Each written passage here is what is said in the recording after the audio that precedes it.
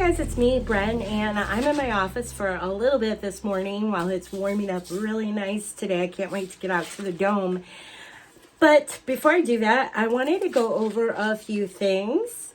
Since we are well into seed starting season, direct sow primarily for me here in Hardiness Zone 5B6, you've got lots of seeds, and you usually do not use the entire pack of seeds, correct? Well, what I'm going to do is go over how I have been saving my seeds for the past 20 some years.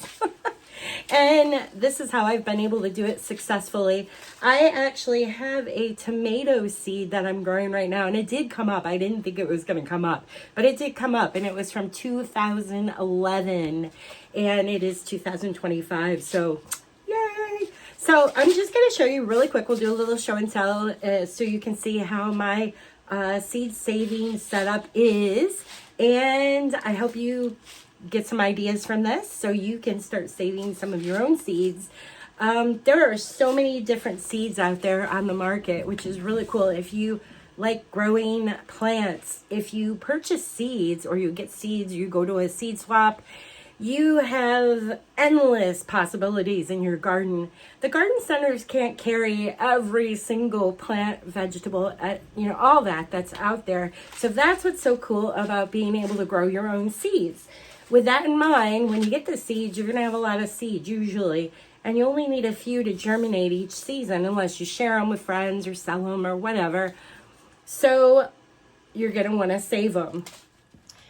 Okay, so this is the first type of seed saving setup I was ever introduced to, and this is an old one. I don't even know where it came from or where it was purchased originally, but it's a file holder, and it basically has these little holders for the seeds.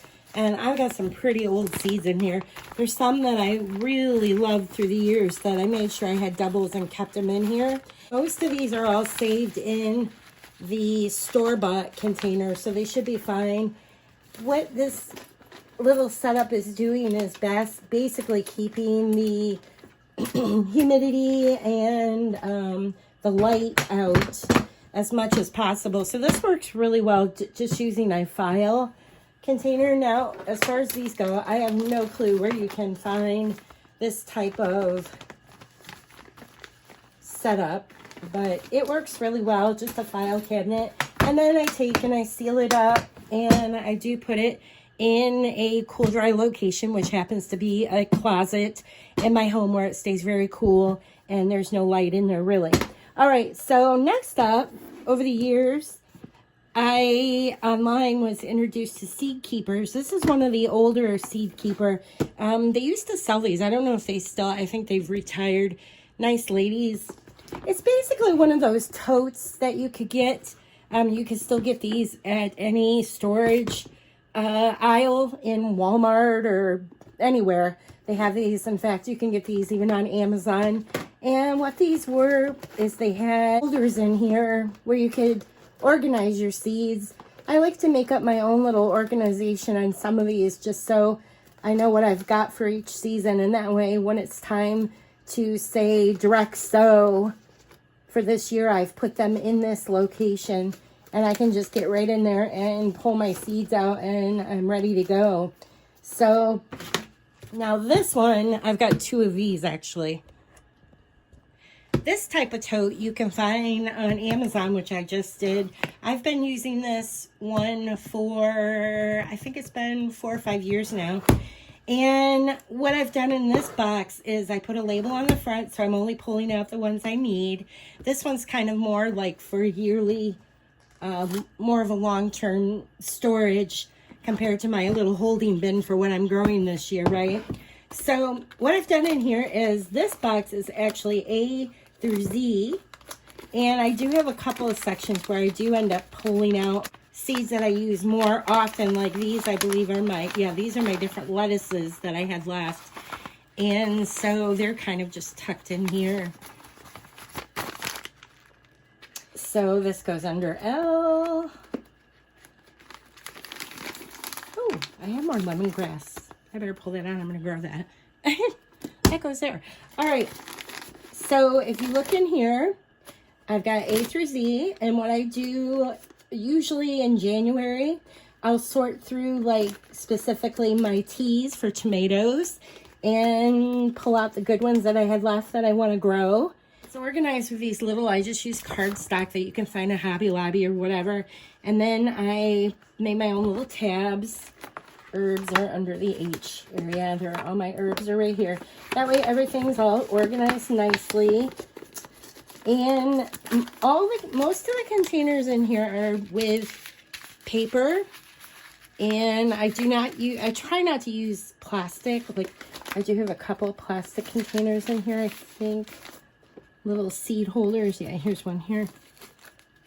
This is a white Cleome that I got at a seed swap, and I know they were completely dry. So that's what's important. You want to keep the seeds away from the different elements that actually make the seed germinate, which are light, water, and heat, right? So what you've created in these little holders is a space where they are protected from that.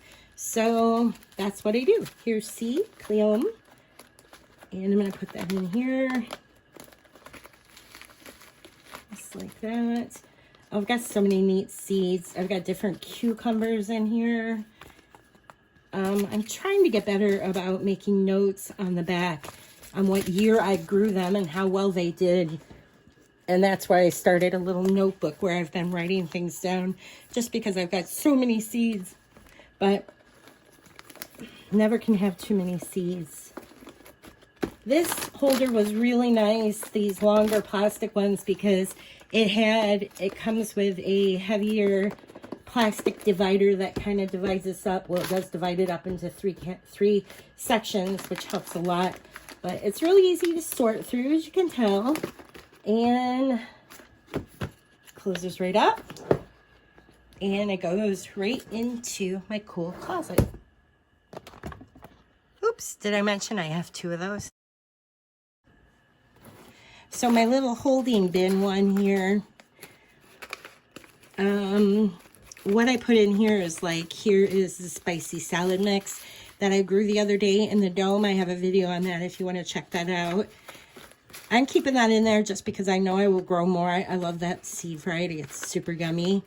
And I also have little ones in here, like up in the front are some peas that I need to get started very soon here because it's that time of year. So I'll put them in this little bin here and close it up. I don't leave them laying out just so they stay in a good dry condition, so they stay healthy for when I do want to germinate them. Here's some spinach mix. And these are all things that can start within the next few weeks here in the greenhouse or under a hoop. So, yeah, here's mustard seed and arugula. Yum, yum, yum. A few different lettuces. Some of these I actually grow in my hydroponics as well. And so I've got them all organized. These are more cool season. Here's radishes and more spinach seeds. Oops, I better put those up there. And let's see. Oh, flowers. What did I put? Oh, these are the flowers that I need to direct sow. So I don't forget this year. I've got them right here, ready to go. Some phlox that I'm going to direct sow. All these. Here's coneflower, echinacea. I always say that wrong. I want to get that put in. And I had a few old seeds that I never grew, and I figured it'd just be safe enough just to direct sow those. So I've got those in this little waiting bin here ready to go. I also keep, this little plastic bag is so if I'm running out to the dome, I can just put a few in there and go. But you don't want to leave them in the greenhouse because that's when they'll go bad. So here they are. I also have in here, make sure you have handy, oh yeah, I got to get these started too. Bottle gourds. I actually grew these last year. They did really well. And look, they're from a seed swap in 2016. So that's pretty cool. My system's working. But I also have in here this was so cute. I have a little Sharpie. And then I also keep tags in here, and I have them written up on a rainy day, so they're ready to go with these seeds in here. And these little folder or little dividers, like I said, I just take cardstock and make them, cut them with a paper cutter, and then use box tape to kind of laminate them, or you can laminate them, whatever. Just get your own little system. Here's summer stuff. So there it is. That's it. I'm going to put a lid on it and put it back in the closet till it's time to use them. Now this seed saving method, this was actually out in my drying area in the kitchen with peppers. This is a Puma from last year, and I got busy and I forgot I wanted to grow some of these. So I'm going to, here's the little envelope I used for that. These are now ready to be germinated. Some of the seed guys told me that they've been soaking these, but I'm just going to go ahead and get these started in a nice seed starting mix and take them out to the dome, and hopefully they'll sprout some new, you know what those? That's a Puma pepper. They're yummy though. They're just a little spicy, Mama Kitty. Are you getting in trouble? Hey, get down.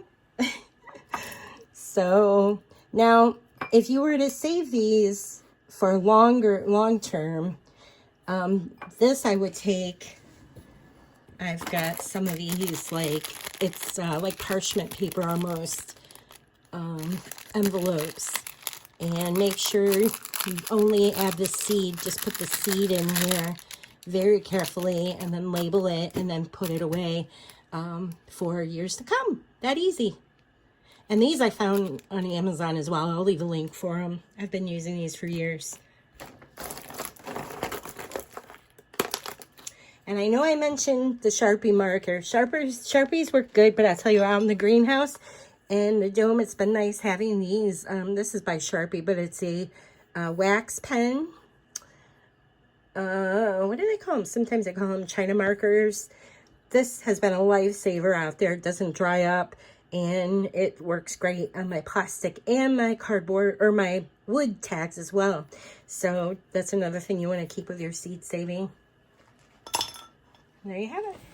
Well, thanks for checking out my video today. I hope I gave you some ideas. I highly recommend going a little bigger than what you need, just because you might just end up being a seed addict like me, and in no time you will have your own awesome collection. And there you have it.